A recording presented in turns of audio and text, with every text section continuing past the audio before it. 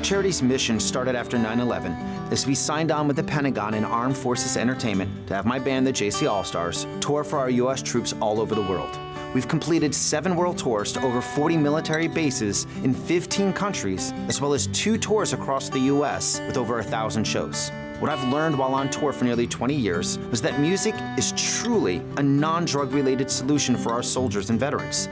There was and still is a veteran suicide epidemic that I knew pills were not the answer, and there were many other issues our veterans, both male and female, that they were facing and needed help.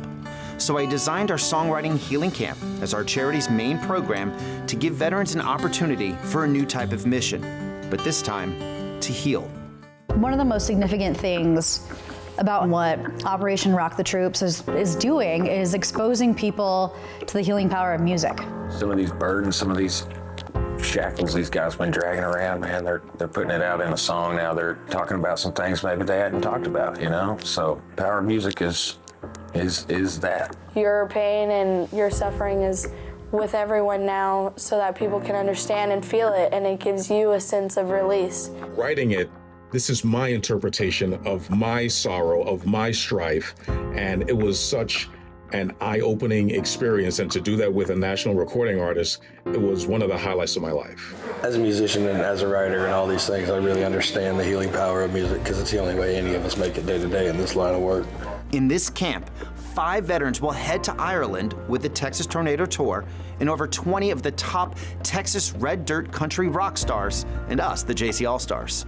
They will have 7 days to complete their mission, as they will also experience the sights, castles, meet locals, go to concerts, but the pressure will mount to have their original song written and ready to be performed on the last day of the tour. The 7-day mission comes in 3 steps. 1, the veterans would meet with national recording artists in a group session and talk about their struggles when returning home. 2, they'll get paired up with an artist to bring their emotions and thoughts to life through the art of songwriting.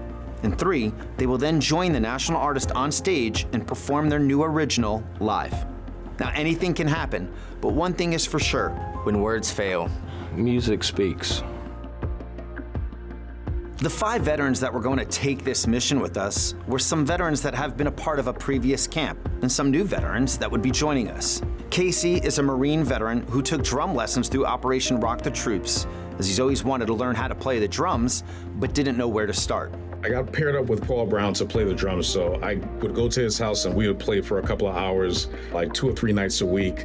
And at the end of the first week, started playing playing a song all the way through from beginning to end on the drums. So that was extremely exciting. And then Operation Rock the Troops just afforded me that opportunity to, take what's going on inside here to put it to music, and that was a great experience. Taylor is a photographer and an extreme music enthusiast. It's a blessing to have her on this mission.